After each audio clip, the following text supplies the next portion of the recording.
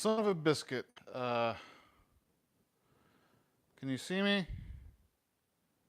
Yes, it's the curse of the vertical, and I thought I had fixed it. I thought I fixed it. Well, we'll just have to make do. Oh, we will just have to make do. Let's see. I have arrived, or I has arrived. Curse, yeah. Hey, it's becoming my style. Unfortunately, I hope it doesn't become. I hope it doesn't become. Okay, welcome YouTube. It's Andrew, the Bearded Giant, for another installment of Live from the Shed. Welcome you all to my domain. Oh, hey, thanks for stopping by, Joel, aka Shifty the Tool Random. I appreciate you. Hey, Gil, nice to see you too. I really enjoyed your stool sample video. Please feel free, Gil, to link that in the description or in the chat if you'd like. So, for all of you who are here, um, Gil, the bearded woodworker, did a funny little video, and it was right up my alley. It was the perfect humor for me, so it was really fun. Hopefully, he'll link that in the chat. All right, so I got a few things to cover today.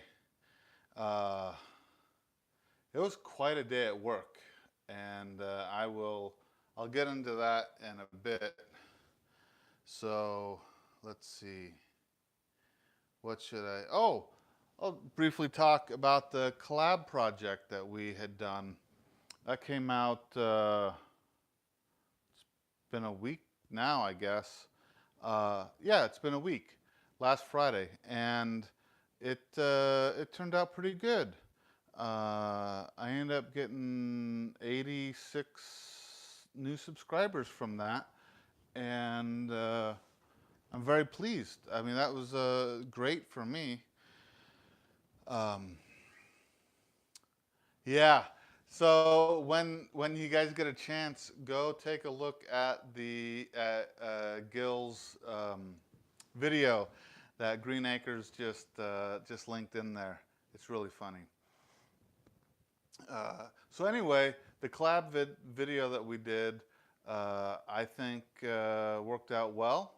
I'm not sure if we got the exponential results we were hoping for, but certainly the smaller channels like myself that were involved, we all grew like a fair bit, and it felt really good. It felt really good. Um, is Kevin in here? Oh, hi, Kevin. Yeah, Kevin was one that took a nice, good growth from the collab video. He got a fair number of um, uh, oh, only wrenchies can drop links. Okay, I didn't know that. Well, let's see. How do I promote something? Did we reconnect? All right. I think I had a glitch there, and have we might have had a little break in the stream. It's too bad because I revealed a huge secret that would make all of you very successful people, but time's passed. I mean, we can't go back to it now. Oh, let's see. Welcome back. uh, You're gonna do some 3G welding on that new Vulcan. 3G. Does that mean gas? I am gonna pick up 125 cubic foot bottle of C25 gas here in a week or two, and give it a go with gas MIG welding for the first time. I haven't tried that. I've only been welding this year, 2018, and it's only been flux core. But the flux core on this new Vulcan is much less splatter, much less splatter. It's really nice. So yeah, I'm very pleased with that. Oh, let's see, how many people are in here? Is there enough people to do a, oh yeah, there's like 14 people in here or something. That's great. So, I'm gonna let you guys know now, I'm keeping it to just an hour live stream tonight because my sister is in town from the coast, and she and I are gonna go have dinner. So that'll be fun. So yeah, let me give you guys a shop update, or my shed update, and let's kind of get into that. Hey, Two Family Homestead. I haven't gotten to you yet, so you haven't missed anything. So let's do a little tour of how things are. Okay, so many of you have seen my new video on the Vulcan welder, and I have my welding table moved in here now. And one of my very soon projects is putting these heavier duty casters on, and I've been working on fabbing up some plates to do that. So I got my sander in here. That's been very useful. And I have my drill press in here now, which is also useful. And I'm still using the little caster cart I made for the drill press because I can move it around, which is pretty snazzy. I also picked up a couple of these knockoff batteries for the 18 volt DeWalt, and they seem to be working out pretty well. They're only $34 or $39, less than 40 for 2 batteries, which if anyone has ever bought DeWalt batteries, that's a great deal. And they, that's a boat, not a battery, yeah. So I also use this for my 18 volt. It's an adapter, so I can use 20 volt batteries on the 18 volt, which works out just fine. I also threw up this little bit of angle iron on here. I just cut it and screwed it in the bottom, but I can hang my tape measures on there, and it seems to be working out pretty good. Let's see. I'm still working on insulating the ceiling. That's going very slow for me. I got my air compressor in here now, which has been useful. I'll build a cart for that. I'll build a cart for that, and I'll build a cart for that. And I have some other tools to move in here, but I have to wait until I free up some more space. So let's see if I can get this back on the stand. All right, so there's my quick tour of how the shed is coming along. So it's all that yellow, yeah. I got a little bit of DeWalt. Not as much as Gary, the bearded woodworker. He has a ton of of DeWalt tools. Ventilation fan for welding. Yeah. So I do have this window. Oop, I gotta turn the thing around.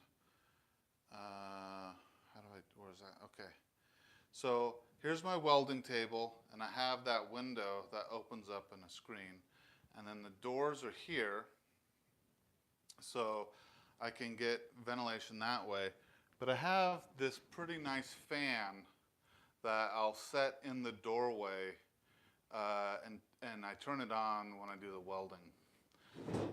Oops. That way I don't, kill myself out here, which would be a good thing, because I kind of want to live.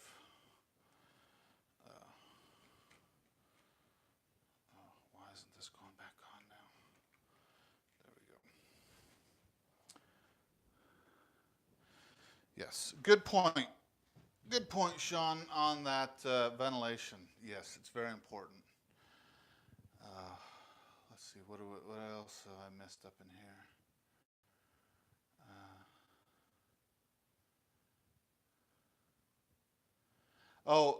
Those batteries, I got them off Amazon, and there's already a link in my description for this video, so you can go find that link.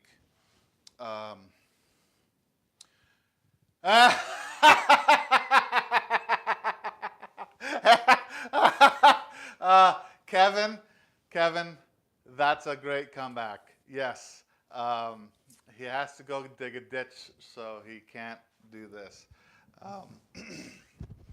So yes, anyway, the link I have in my description for those batteries are to my Amazon affiliate link.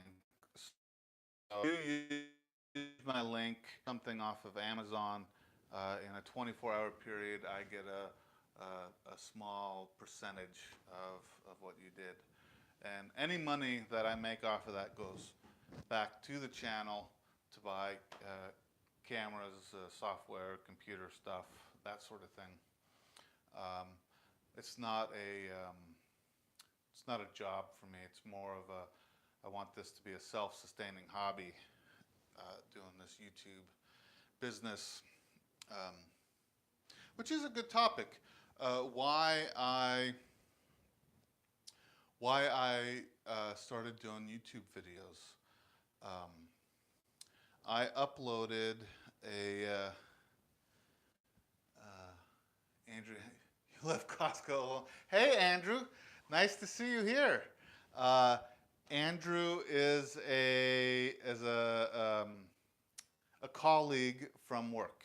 He is works for a company who's a contracting company that my company uses from time to time. So, Andrew, were you on campus today? Let me know, because if you weren't, I'll stick around and I'll tell you a little story. I gotta kind of be careful not to reveal too much. Anyway, back to why I got into YouTube. So Gary, the bearded woodworker, is my brother. He's married to my sister. Of 2017, he was talking about how his channel is doing, and kind of got me excited because he had quite a few subscribers and quite good feedback from people. Yeah, so it was good. A good experience on YouTube to my channel, and they weren't meant for YouTube. Just some videos I had on my phone. I don't know, 5 or 6 of them, and people watched them. I was like, holy cow! So I started making a couple short videos, and some people watch those. And I was like really surprised that someone would be interested in what I had to say. And I thought it'd be kind of fun to try new things and film it and then post it, like learning to weld. So I went and bought myself a Harbor Freight FlexCore 125 and shared learning to weld and doing some projects and doing this welding table. And I had really good experience with people watching the videos and gave me some good feedback, and I learned quite a bit from people giving me tips. So that just energized me to keep doing it. And I did some fun videos, some goofy stuff, and I also did some moto vlogging where I would ride one of my two motorcycles and talk while riding, because I set up a helmet with a microphone inside the helmet, and I could talk and record. And that's a lot of fun to do. It's a little different from the welding, but there's a certain crowd that enjoy that as well. And I do. I watch some moto vloggers. So anyway, let's talk about what happened to me at work today. Andrew, yeah. So, yeah, Green Acres is pointing out that I only need subscribers to hit the 1,000 subscriber mark. And my channel can be reviewed for monetization. I've already hit the 4,000 hours of watch time. I hit that a few weeks ago. But a few weeks ago. So now I just need 1,000, and I'm at 924. So 76 more subscribers. It would be really awesome to get those 76 this year in 2018. I think that would be a really cool feat to go from 0 to 1,000 subscribers in 1 year. So if you guys who are content creators are game, you don't have to. Please don't feel obligated to. But the video, if you want to give me a shout out and suggest maybe some people come over to my channel, that would be fantastic. I would appreciate it, at least to help me get to the 1,000 mark. So what was I saying there? Oh, hey, before, I'm all over the board. I'm all over. I didn't get much sleep because I went into work early today. But I am, hey, feel free to look at each other's channels in the chat, and if their content or their videos they have posted seem interesting to you, please subscribe to them. Show them some love. Show them some support. You don't feel obligated that you have to, but there's some great creators in here. There's some great creators in here who do some really cool videos. I dig them. Before I get too far, I want to give a little shout out. I got a letter from Two Family Homestead, and I put their link in the description of the video before it started. So go check them out here. I want to share this letter with you.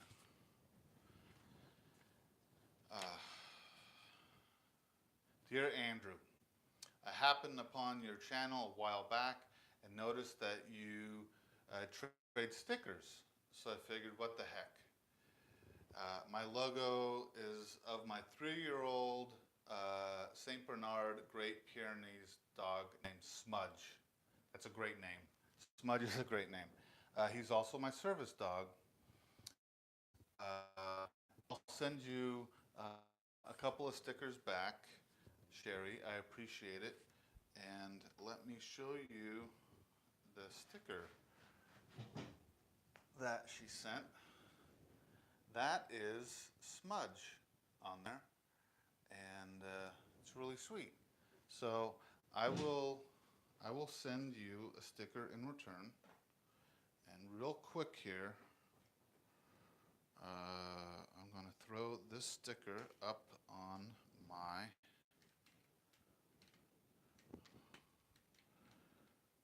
I will throw this sticker up on my sticker board. So it will be in memoriam up here.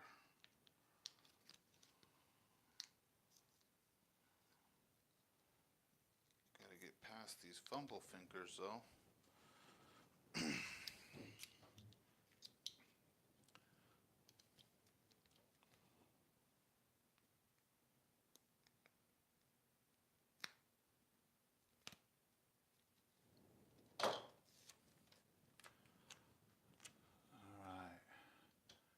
Two-family homestead. I'm gonna put you right here, next to Moto Ricky Ricardo.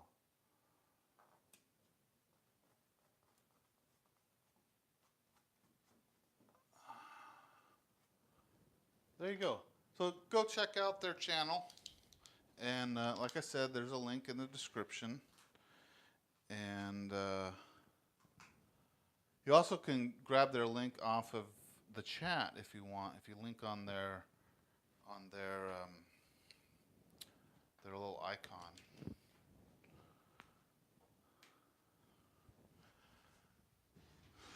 Oh, okay. Yeah, it's been raining pretty heavy here too. Oh, so okay. Here's what happened at work. For all those of you who know, and for those of you who don't know, my job title is Senior Operations Engineer, and I deal with fire protection, sprinkler systems, fire pumps, fire hydrants, valves, etc. And I got called this morning while I was sleeping, early this morning, that there was a fire at the factory. And they asked me some questions that really were mundane and not appropriate. I wouldn't say appropriate, but they're about some permits. And I kept going back to, wait a minute, there's a fire, sprinkler head went off, the fire pump's running, and they go, yeah, but we have this question about our permit. It's like, wait a minute. You're telling me that we had a fire? And they're like, yeah. So I was like, all right, I'm coming in. So I called my team, and we went into work early, and sure enough, we had a fire. And it was a small fire, but it did set off 2 sprinkler heads. And it was accidental, was not on purpose.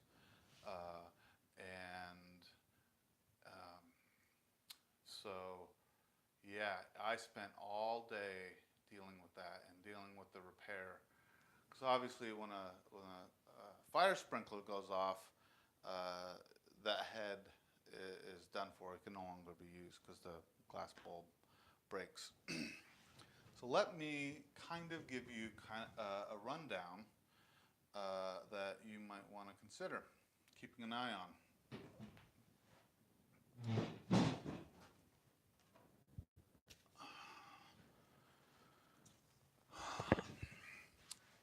Lithium-ion batteries.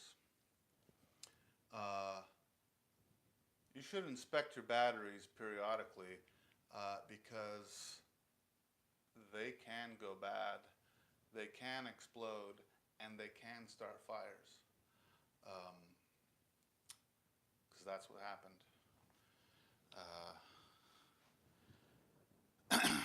So we dumped about 3,000 gallons of water when that pump house, yeah, the pump house. So Andrew's asking about what we call a pump house is where we have our fire pump. No, the fire was not in a pump house. The fire was in one of the factory buildings. So, as you all know, cell phone batteries can get hot, expand, and catch fire. I'm sure you've heard of the Samsung issues that they were having last year, 2 years ago. Anyway, any battery is susceptible. So take into consideration where you have your batteries. Do you have your batteries next to a can of paint thinner in the garage, or next to some aerosol cans, next to some spray paint? Where are your batteries? You may not want to keep them next to the can of gas for your lawnmower. That would obviously not be a good idea. So there you have it. I don't mean to scare you. It's very rare. It's very rare a battery will do that, but it is possible, and we had that today. So much so it set off 2 sprinkler heads. What do you look for when inspecting a battery? So, is the shape deformed? Is the flat surface no longer flat? Is it warm to the touch? You know, if you're not using it, it shouldn't be warm. It should be room temperature. Good evening. We're doing well. We're kind of talking safety right now because we had an incident at my work where we had a fire from a lithium-ion battery dying and catching fire. So, yeah. Are they warm when you're not using them? Is the shape misshapen? That means the cells are expanding on the inside. And so, take them to a place where you can actually recycle them. Don't throw them in the landfill, because that's just looking for trouble.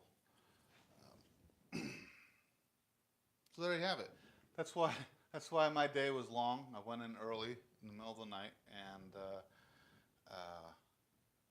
obviously I didn't get anything done I had planned to do at work. It was all focused on dealing with the fire. So there you have it. Let's see. Oh, speaking of fires, and those of you who have workspaces, may I suggest you put in a fire extinguisher. Yeah, you should have one in your kitchen.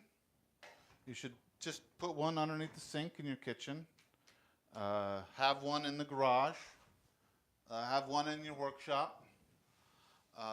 They are not that expensive, but it will save it'll save you.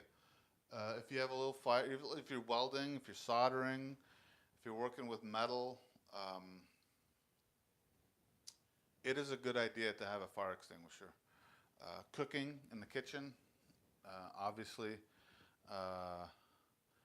Just cleaning up the extinguishing agent is a much better task than ripping out sheetrock and cabinets because you had a small kitchen fire. So I'll stop preaching fire safety. Oh, one more thing. If you yourself catch on fire, stop, drop, and roll. The battery was at rest. It was in a cabinet. It was not being charged. CO2 detector. Yeah, that's a good idea to have a CO2 detector. I don't have one in the shed, but I have one in my house. I should probably put a CO2 detector in here. I probably won't put a smoke detector in here because I will be welding and I will be creating smoke. So, yeah. Let me check with here what's going on with that.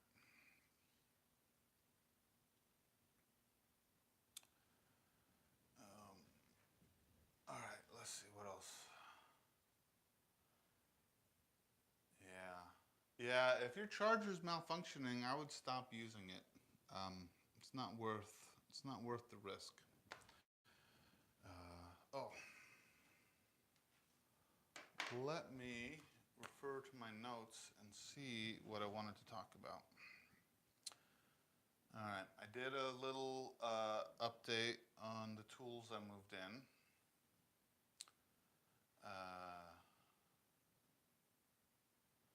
I talked briefly about my welding table. I've moved it in here, and I am going to replace the casters on it.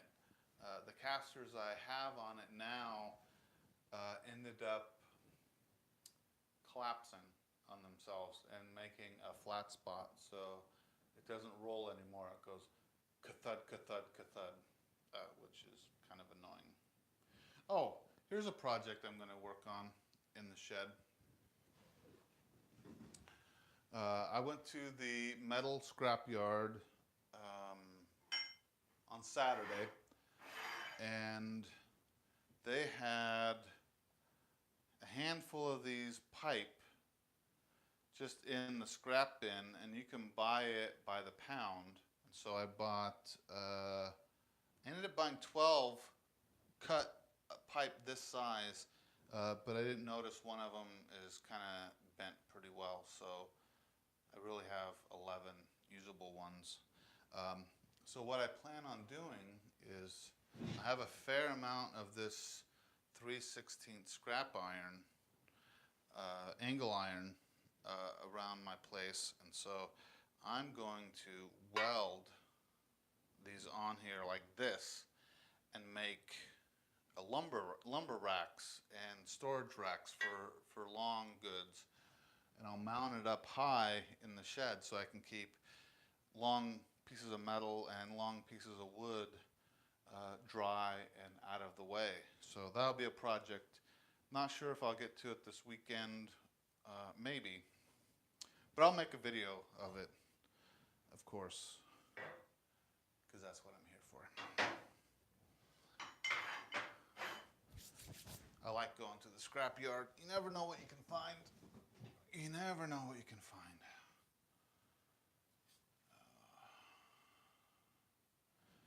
All right, let's see what else is on my list. I wrote down that it might be interesting to share with you all the time I went skydiving. Believe it or not, the bearded giant jumped out of a perfectly good airplane and trusted a parachute. So this was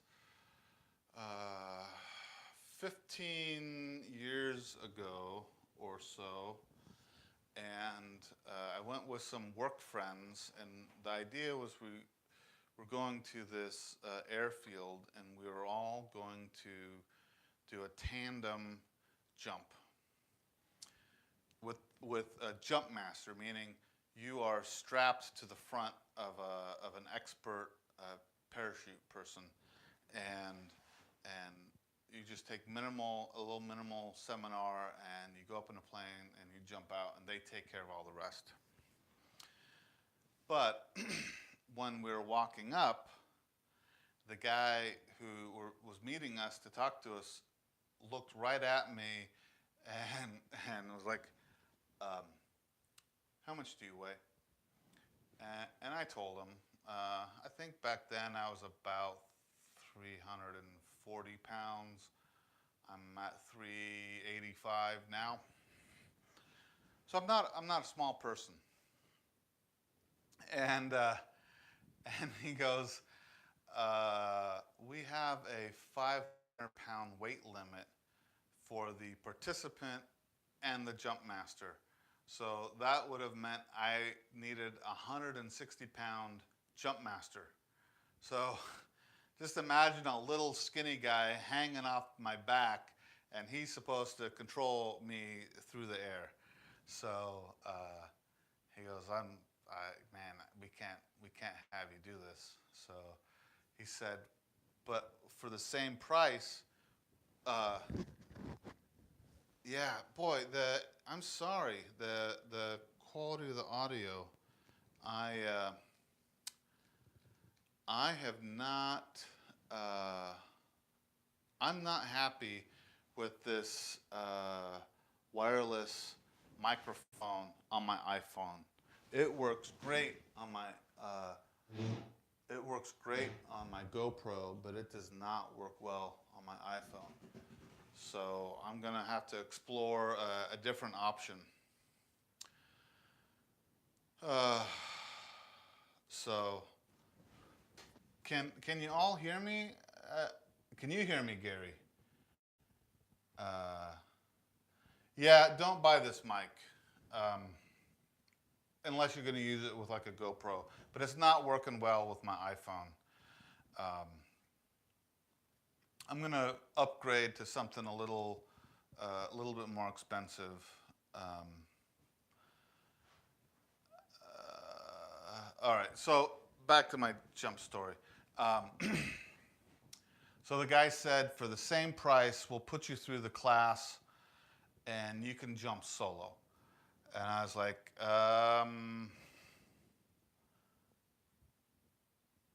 yeah. So, man, I'm sorry. I don't know why some of you, it's got to be this thing. I could try, let me do an experiment with the sound. I'm going to turn this off and unplug it and just go back to the phone. All right, how about now? How's the sound now? It might be echoey.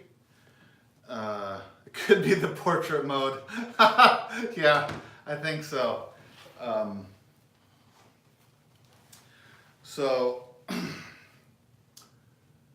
So I took the class. I took the all-day class. Super loud now. Yeah. Probably really loud and echoey in here. So I took the all-day class on how to do skydiving solo. And the class is basically like 6 or 8 hours of you watching video of everything that can go wrong. The chute comes out and it's just a big ball in the air, or the chute comes out and your lines are wrapped over it and it's only half deployed. And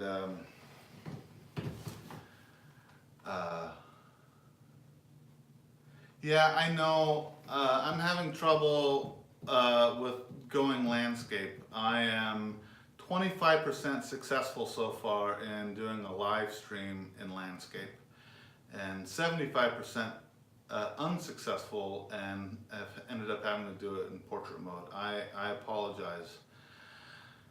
Oh, so hey Brandon, nice to see you in here. So the class is this day-long class of here's everything that can go wrong, how you disengage your chute and deploy the backup chute. Yeah, I do it to look taller. I have a Napoleon complex. 6'5" is not.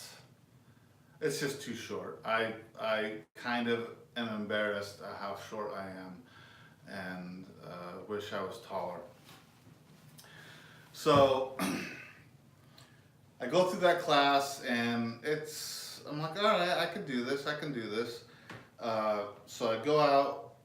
They cinch me up in the parachute. It's tight. The straps are tight. Obviously, you don't want to fall out.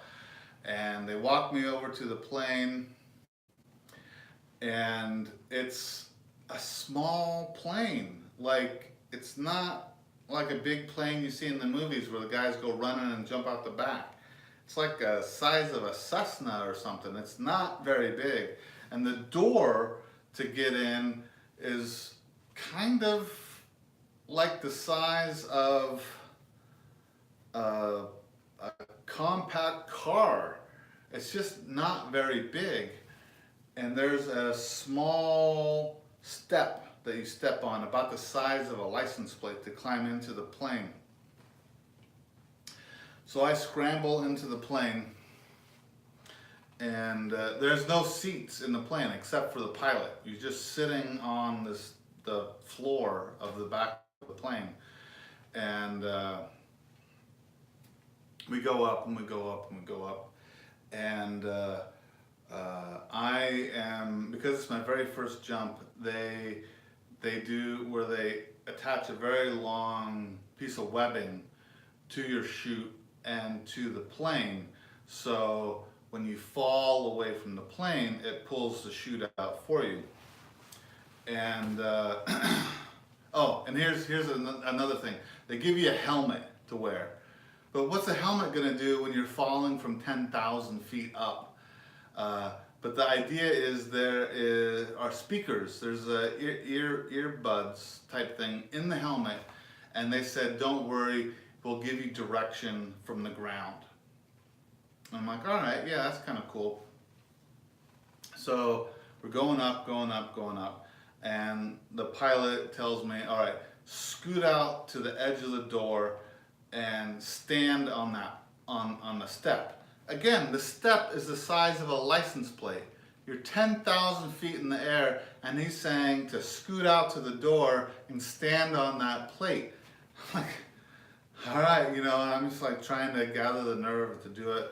And there's a bar underneath the wing that you can hold on to as you step out onto this license plate type step. And then you can let go and fall away from the plane. So I climb out there, and imagine a car going down the freeway, let's say at 80 miles an hour, and someone tells you to climb out the window and get on top of the car going 80 miles an hour. That's what this felt like, climbing out that little door and onto that small step. So I'm out there, I grab onto that bar, and I'm going to swing out away from the door and then let go.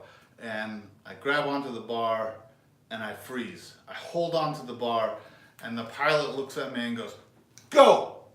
And I look at him, and I'm holding onto the bar, and we're flying, and he goes, "Go!" And I'm still hanging onto the bar, and by the third time he's like, "Go!" He's pointing at me. I fall away from the plane, and the chute opens. It's beautiful. Nothing goes wrong. And I'm steering it because you can pull left and right, and guide where you're going, because it's one of those rectangle chutes. And I identify where the airstrip is in the field, and they got a big X in the field. It might have been red or something, but basically like a target that you aim for. And I'm cool. And you know what I hear in the helmet on the speakers? Nothing but static. They're supposed to be talking to me from the ground, giving me instructions, and all I hear is like static and wind. But it's all right. I'm cruising and I'm cruising around and I'm kind of angling, circling my way around. It's really cool. The view is awesome, obviously, and it feels like you're falling slow, but you're not. Once you get closer to the ground and have something to gauge relative to, you're hauling butt. You're flying through the air. So I'm coming in, I'm swooping around, and I'm kind of coming in towards my last approach to the big field with the X in it. And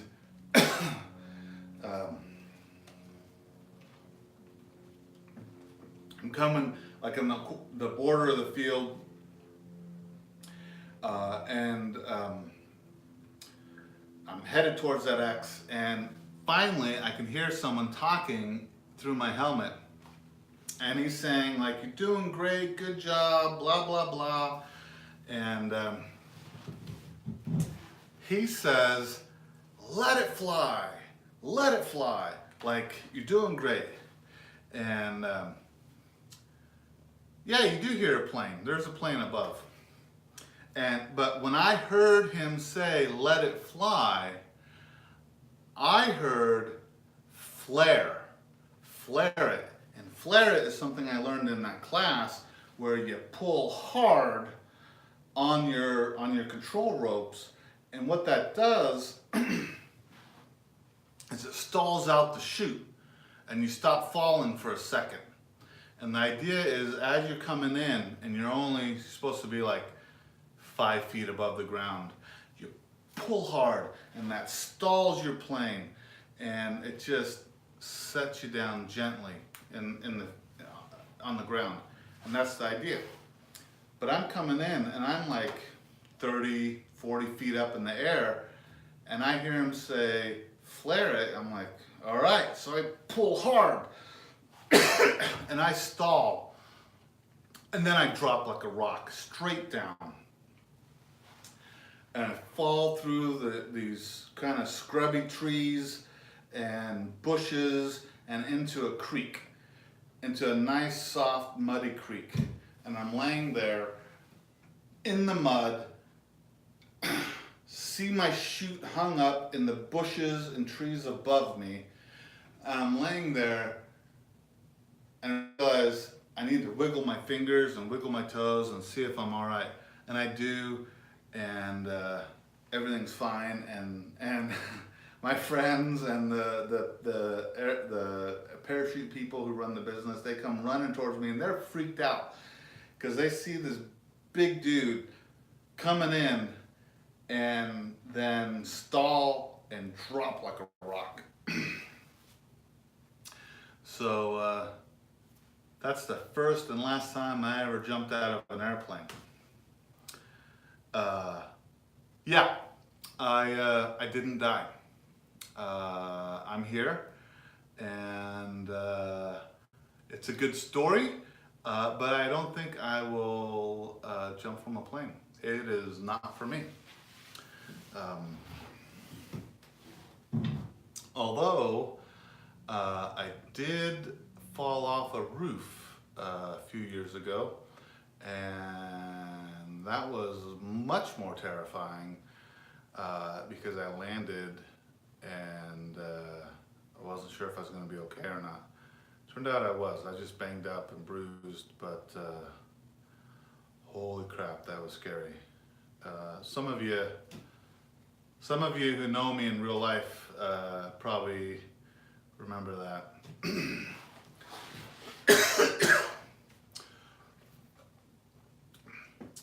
Falling is not good. Humans aren't meant to fall and come to sudden stop on the ground. We don't fare well with that. Oh. So just to remind all of you, today I'm doing a hard cutoff at 5:30 Pacific time because my sister is in town and I'm meeting her for dinner. So yeah, I'm not gonna get back here. So great. I see some of you are exchanging some subscriptions with your channels. That's great. Like I said earlier, check each other out, and if their content and their videos seem interesting, please subscribe. Please support them. Most of us are small creators, and every new subscription helps. I appreciate that.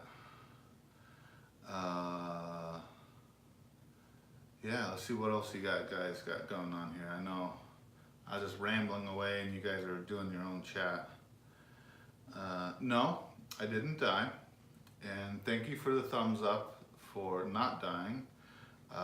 Yes, it was terrifying. And someone lives between London and Windsor. That's cool. I am not near London nor Windsor. Oh, Canada. They are living in Canada, which I guess that makes sense. Let's see what else is going on here. People are saying hello to each other, reaching out to each other. Green Acres, thank you for posting those links. I appreciate that. I do have a little online store where I have some t-shirts, sweatshirts, and hats. If you're interested, go check them out. Not hawking anything, it's just any little bit of money I make off of that will go back into the channel, into software, cameras, and whatnot. Also, help me buy materials to make more videos with. I'm not looking to make a living at this time. Who knows, maybe down the road I will. But right now, I just want my hobby to generate a little bit of money to go right back into the hobby so I can continue doing it. So that's great. So something is raging somewhere. I'm assuming that's the weather.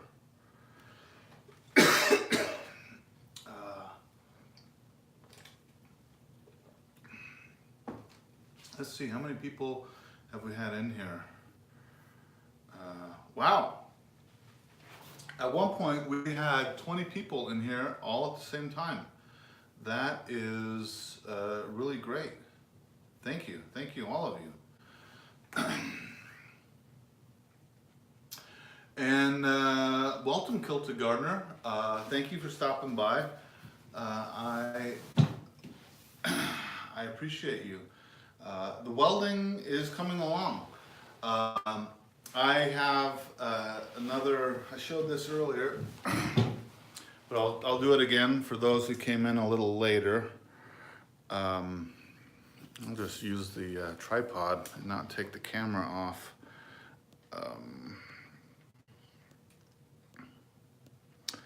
Trying to switch it around here. So I had oops, that didn't work. Wheels on my welding table that sort of look like inline skate wheels or rollerblade wheels, and they're supposed to be rated for a couple 100 pounds, but they ended up developing a flat spot in them, and so the table doesn't really roll anymore. It just kind of goes thud thud. So I picked up some scrap steel, found a little plate of steel at the scrap yard, and cut it up and drilled some holes to match the pattern of these casters. And these are much heavier duty, so I'm going to cut off the current casters and weld on this plate, and then install these. And that should be great. And then once I have the height of my table established by doing that, then I can create a cart for my table as the outfeed table. And I'll create a little cart for this chop saw and a cart for that chop saw. So the heights match with the welding table, and then the welding table will be a support or outfeed for those as well. So those projects are waiting for me to get the welding table in a position to where I can do that. Also, I moved my sander in, I moved my drill press in. I got some more tools to move in, but that's kind of where I'm at right now. I need to get these other tools up on carts in kind of a space-saving mode, then I can move more things in. So that's kind of where I'm at with that.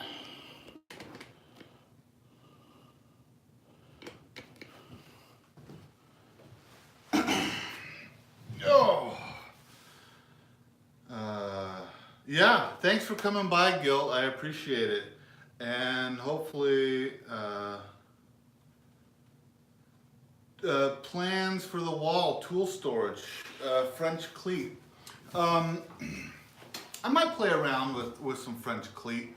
I did a small project with Gary, the bearded woodworker, a year or two ago, where we built a shelf for a friend of mine, and we made a French cleat so he could mount the cleat on his wall and then hang the shelving bracket up on it.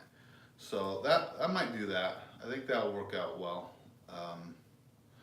But I'll also just weld up some brackets, probably like what I did up, and just make some shelves up high to store things up and out of the way. So yeah, are there any other questions I missed from you guys? I am not a master woodworker, and obviously not a master welder. I'm kind of a novice. I'm really a novice welder and a more than a beginner woodworker, maybe an intermediate, somewhere in there. What's my next tool buy? Well, funny enough, a coworker of mine is trying to convince me to buy a TIG welder and a plasma torch because he wants to borrow it. I don't think I'll succumb to that right away, although I do have impulse control issues and may end up buying it. Boy, what's my next tool? Oh, yes, I want to get one of those portable band saws that I can cut metal with. I have my chop saw, which does fine for steel, sort of like this. You know, a couple inches by a couple inches. But I can't cut pieces like this that are like 6-8 inches. It's just too big for that chop saw. And I'm not really a fan of using the grinder with a cutoff wheel. I mean, I can, it works fine, and I did that some with this. But if I had that portable band saw, I could clamp something like this in my vise and cut it vertically, and I think that would be pretty nifty. So that's probably a more realistic tool that I'll purchase is that portable band saw. Oh, you think it's a waste of money?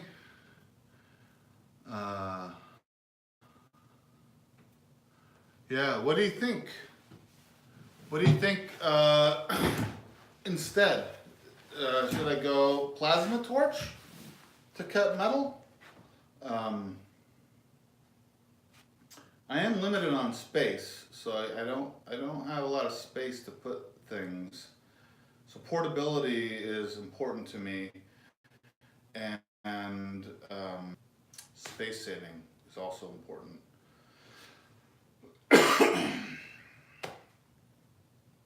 All right, folks, we have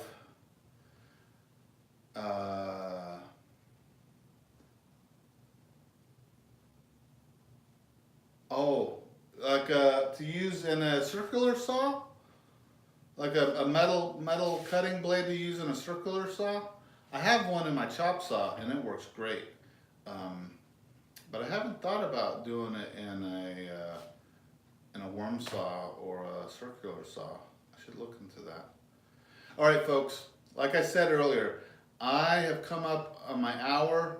I'm keeping it an hour tonight. Normally I have no problem running over in time, but tonight I have a dinner date with my sister and I need to go meet her.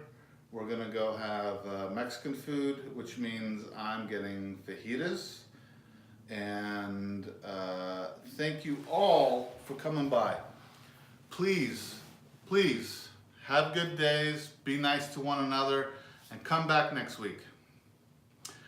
Yes, I will say hello to your wife for you, Gary. If you guys want to start a rumor, I am having a dinner date with the bearded woodworker's wife. I've known her for many, many years. And that would be a really awkward rumor if you started that. Yes, also everyone check out Content Creators website. It's a good website. We chat and do all that stuff, blah blah blah. And again, thank you all for coming. I truly appreciate it. Come back next week, next Thursday, and I'll have another live stream. Peace out.